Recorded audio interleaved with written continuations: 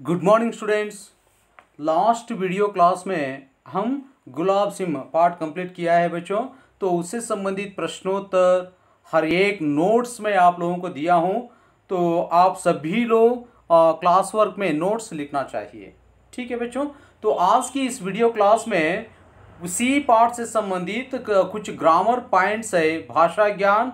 इस भाषा ज्ञान में कारक के बारे में हम लोग थोड़ा सा जानकारी प्राप्त करेंगे, ठीक है बच्चों।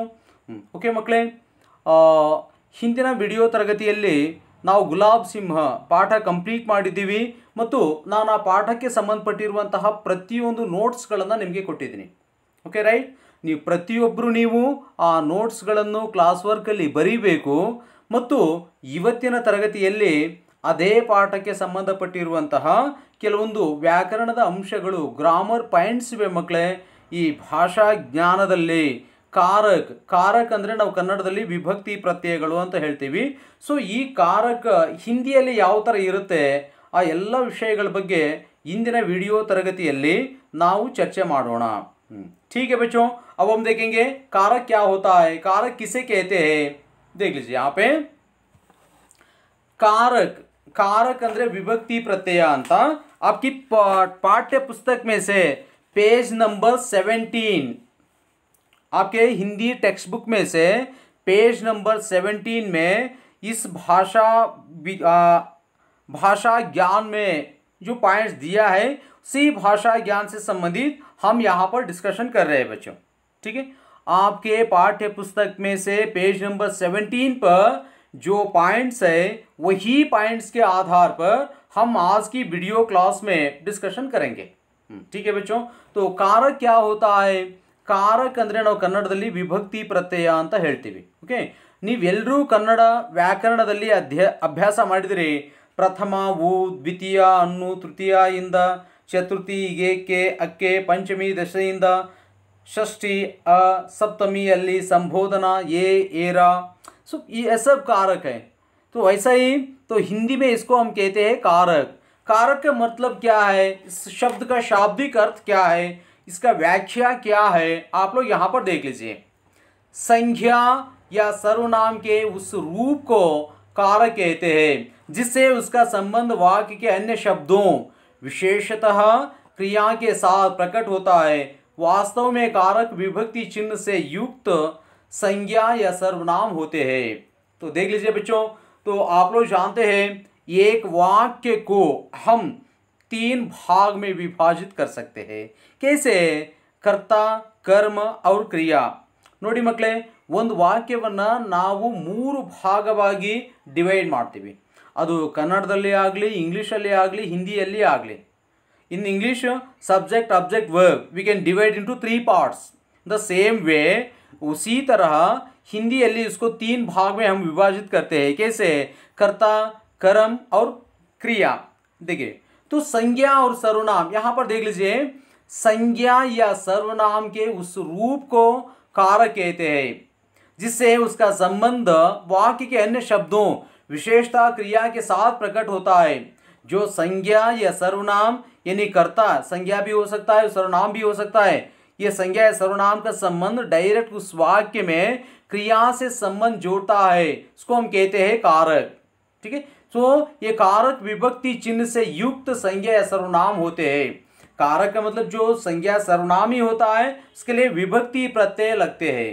कैसे, एग्जाम्पल हम देखेंगे आगे। देख लीजिए यहाँ पे, देखिए विभक्ति चिन्ह कारक। यहाँ देख लीजिए प्रथमा वु, कन्नडದಲ್ಲಿ ನಾವು ಹೇಳ್ತೀವಿ ಪ್ರಥಮ ವು, ये ने प्रत्यय। ने का मतलब इन कन्नड़ वु, इसका मतलब ये होता है, इसका मतलब वो होता है वु, ने, प्रथमा वु। द्वितीय अनु, कर्ता ने, कर्म को, करण से, के साथ, और संप्रदान के लिए, को, के लिए।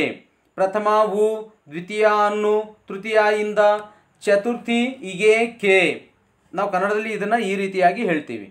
ओके, नेक्स्ट आगे देखिए। 5th वन अपादान कारक, अपादान से, पंचमी दिशೆಯಿಂದ।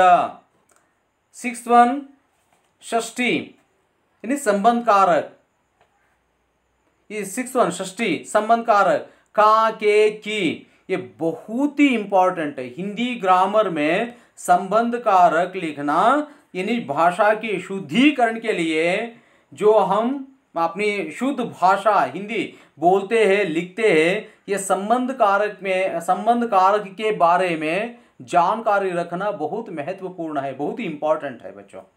ठीक है, लिंग और संबंध कारक ये दोनों बहुत महत्वपूर्ण है। ठीक है, तो 7th क्या है, अधिकरण कारक में पर, तो कन्नड़ में 7th सप्तमी अल्ली में पर अधिकरण। 8वां संबोधन ये एरा। ठीक है बच्चों, कर्ता कारक, कर्म कारक, करण कारक, संप्रदान कारक, अपादान कारक, संबंध कारक, अधिकरण कारक, संबोधन कारक। कारक में टोटली 8 प्रकार होते हैं। जैसे कि कन्नड़ में 8 प्रकार हम देखते हैं, उसी प्रकार हिंदी व्याकरण में भी 8 प्रकार के कारक हम देखते हैं। तो आगे देखिए, एग्जाम्पल तौर पर हम यहां पर देख लेंगे, देख लीजिए। तो देखिए, संज्ञा शब्दों के साथ कारकों का प्रयोग किस प्रकार हम कर सकते हैं। ಈ ನಾಮಪದದ ಶಬ್ದಗಳ ಜೊತೆಗೆ ಈ ವಿಭಕ್ತಿ ಪ್ರತ್ಯಯಗಳನ್ನು ಯಾವ ರೀತಿಯಾಗಿ ನಾವು ಪ್ರಯೋಗ ಮಾಡ್ತೀವಿ ಅನ್ನೋದನ್ನ ಈ ಕೋಷ್ಟಕ मतलब टेबल ಅಲ್ಲಿ ನಾವು ನೋಡೋಣ ಅಂತ, राइट। सो यहाँ पर मैं लिखा हूं शब्द, विभक्ति प्रत्यय और कारक शब्द और कारक का नाम क्या है। तो यहाँ पे पहले मैं वही पार्ट से एग्जाम्पल लिया हूं बच्चों।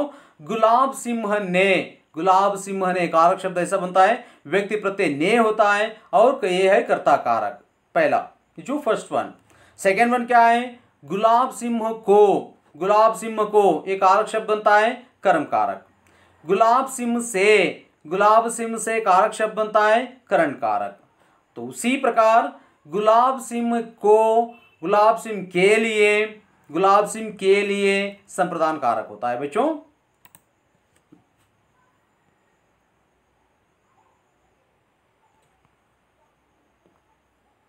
नेक्स्ट वन देख लीजिए, फिफ्थ वन, गुलाब सिंह के द्वारा कारक शब्द यही होता है, अपादान कारक। गुलाब सिंह का, के, की, देखिए गुलाब सिंह का, गुलाब सिंह के, गुलाब सिंह की, जो संबंध कारक बहुत ही इंपॉर्टेंट है ये कारक। और सेवेंथ वन, गुलाब सिंह में पर, गुलाब सिंह में, गुलाब सिंह पर अधिकरण कारक। और आठवां ये है गुलाब सिंह है, अरे एरा, गुलाब सिंह जो संबोधन कारक होता है बच्चों। ठीक है, तो आगे देखेंगे। हाँ, सर्वनाम शब्दों के साथ इन कारकों का प्रयोग किस तरह होता है। ಸರ್ವನಾಮ ಶಬ್ದಗಳ ಜೊತೆಗೆ ಈ ವಿಭಕ್ತಿ ಪ್ರತ್ಯಯಗಳ ಉಪಯೋಗ ಹೇಗೆ ಆಗುತ್ತೆ ನೋಡಿ ಮಕ್ಕಳೇ ಇಲ್ಲಿ। फर्स्ट वन, हम प्लस ने, हमने कर्ता कारक। सेकेंड वन, हम प्लस को, हमको कर्म कारक। थर्ड वन, हम प्लस से, हमसे करण कारक। फोर्थ वन, हम प्लस को, हम के लिए, हमें, हमारे लिए संप्रदान कारक। ठीक है, नेक्स्ट वन देख लीजिए, फिफ्थ वन, हम प्लस से, हमसे, हमारे द्वारा अपादान कारक। सिक्स्थ वन, हम प्लस का, हम प्लस के, हम प्लस की, हमारा, हमारे, हमारी, यहाँ संबंध कारक रा, रे, री, ये सब संबंध जोड़ते हैं यहाँ पे। और सातवां, हम प्लस में, हम प्लस पर, हमें, हम पर अधिकरण कारक। ठीक है, तो आगे देख लीजिए, खाली जगह भरिए, फिल इन द ब्लैंक्स, रिक्त स्थान भरो। यहां पर देख लीजिए, जो वर्ड क्या लिखना चाहिए वो शब्द हम यहां पे लिखेंगे। बहन प्लस ने, बहन ने कर्ता कारक होता है। एक एग्जाम्पल दिया है बच्चों, बाकी जो 5 इधर दिया है, जो एक एक स्थान ब्लैंक दिया है, वही स्थान पर क्या जो सही शब्द यानी राइट वर्ड क्या है वह राइट वर्ड आप लिखना चाहिए। सेकेंड वन देख लीजिए, डैश प्लस की, बहन की, ये कौन सा कारक है। थर्ड वन, हम प्लस डैश, हमारे लिए डैश, ये कौन सा कारक है। हम प्लस का, इसका ये क्या कारक शब्द बनता है और ये क्या कारक है, क्या कारक मतलब कौन सी कारक है यहाँ पे।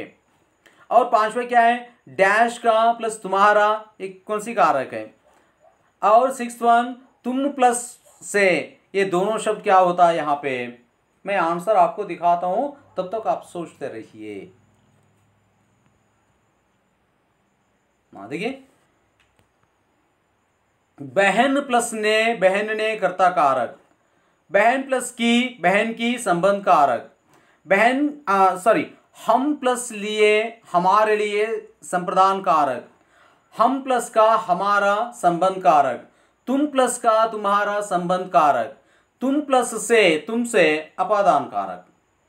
ठीक है बच्चों, तो इतना माहिती जो इतना यही इतनी इंफॉर्मेशन कारक से संबंधित है। नेक्स्ट और एक वीडियो क्लास में हम और एक नया लेसन स्टार्ट करेंगे। तब तक के लिए नमस्कार, धन्यवाद, थैंक यू वेरी मच।